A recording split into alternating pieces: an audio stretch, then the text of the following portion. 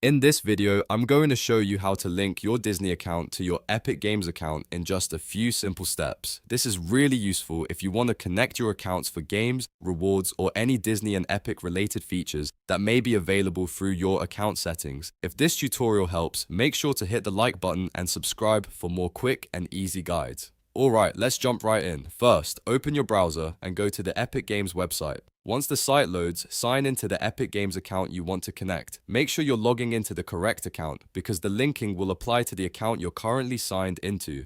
After you're logged in, look to the top right corner of the screen and click your profile name. A menu should appear, and from there, select Account. This will take you to your Epic Games account settings page. On the account page, look at the left sidebar and click on Linked Accounts. This is where Epic Games lets you connect different services and partner accounts to your profile. Now, scroll through the available options until you find MyDisney account. Once you see it, click Connect.